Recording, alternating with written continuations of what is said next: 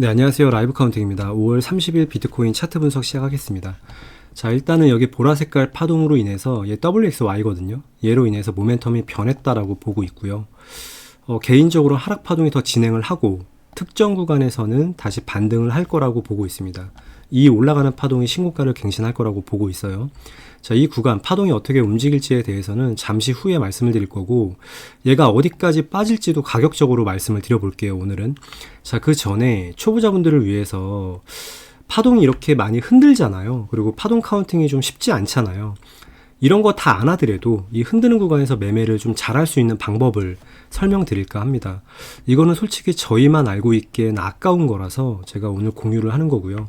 썸네일에 나오는 것처럼 이렇게 흔들지만 저희는 분석을 해서 숏 타겟팅 들어갔고요. 최상단 숏이죠. 2%가 넘는 하락을 다 먹었습니다. 다 먹었고 여기는 마감 지점, 파동이 끝날 수 있는 지점, 그러니까 내려가는 파동이 여기서 끝나겠다 라고 봐서 완전 끝에서 롱으로 스위칭을 할 수 있었습니다. 단타죠. 자, 그리고 나서 다시 한번 숏이 나올 수 있는 자리도 모든 자리를 공유를 해드렸는데, 텔레그램의 입장을 안 하더라도 이 자리는 너무 쉬워요, 찾기가. 이걸 한번 설명을 드려볼게요. 단언컨대 어떤 유튜버도, 단 한 명의 유튜버도 이런 자리를 알려드리는 유튜버는 없을 거예요. 왜냐면 모르니까입니다. 모르니까. 그러니까 이게 중요한 게 아직은 다른 유튜버들도 모르고 아는 사람이 많이 없어요.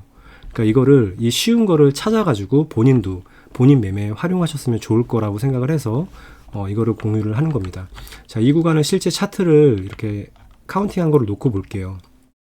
자, 이 구간이죠. 이렇게 올라간 지점에서 숏 타겟팅, 내려간 지점에서 롱 타겟팅, 다시 지금 여기서 숏이 나오고 있죠.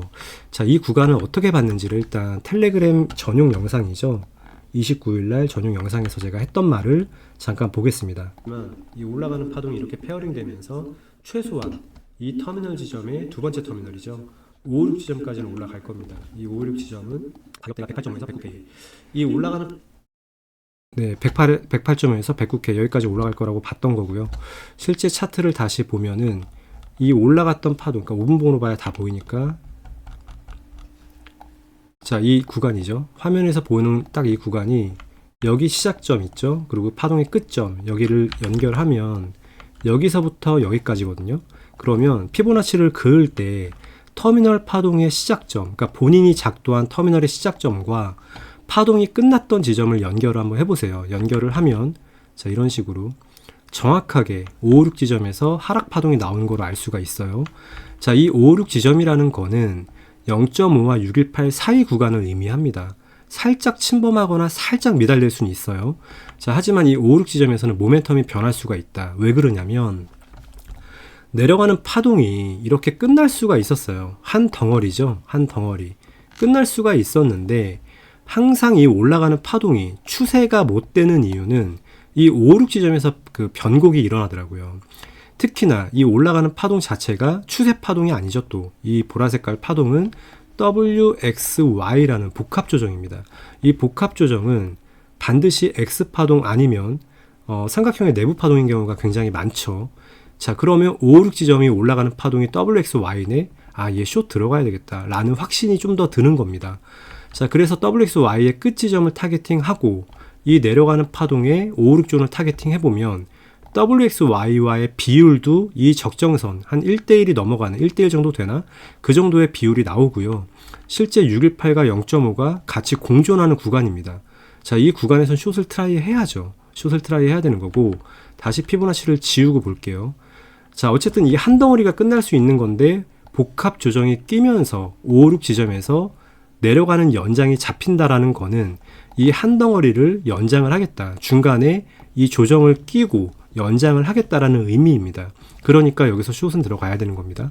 자, 실제로 내려온 파동은 어디까지 떨어졌냐면 저가를 갱신했죠. 이 직전 저점을 갱신하면서 제가 텔레그램에서 돌파 지점, 그러니까 약적행 돌파 지점을 여기로 봤는데 이 가격을 하회할 거라고 분석을 했습니다.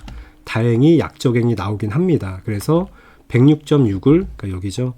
106.6을 하회하고 그리고 나서 올라갈 거라고 분석을 했어요. 그리고 나서 실제로 이 박스, 영상에서 소개해드렸던 박스가 바로 여기가 이 구간이죠. 자, 이 구간에서 반등이 나왔습니다. 즉 약적행하고 올라간 거예요. 자, 근데 올라갔을 때 또 제가 어떤 말을 했냐면 여기가 동그라미가 이렇게 있어요. 이 파동에 변곡할 수 있는 구간인데요. 텔레그램에서 제가 말했던 구간이 여기입니다. 여기 107.3 약간 넘는 구간. 자, 실제 이 구간이 여기거든요. 얘를 만나러 올라오고 나면 다시 내려갈 수 있다라는 거죠. 제가 좋아하는 삼각형 카운팅입니다. 자, 실제 이 올라갔던 파동이 멈춘 위치도 피보나치를 그어보면 이건가? 네, 이런 식으로 터미널 시작점과 끝 지점을 연결하면 정확하게 556에서 지금 다시 떨어지고 있는 거예요.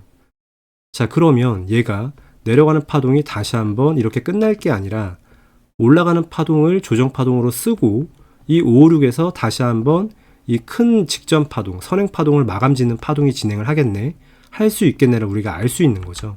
자, 정확하게 지금 이 저점을 깰 건지 안 깰 건지는 얘를 카운팅 하지 않았으니까 모르겠어요. 근데 556 지점에서 지금 하락하고 있기 때문에 얘를 깰 확률이 높겠죠. 그죠? 얘가 반등을 하더라도 떨어질 가능성이 있습니다. 반등을 하더라도. 자, 이 내려오는 파동은 WXY입니다. 그래서 얘가 여기서 끝났던 혹은 556 지점에서 지금 하락이 나오고 있기 때문에 저갱을 한 번 더 하던, 얘는 WXY를 길게 뽑거나 아니면 여기서 뽑았거나 둘 중에 하나겠죠.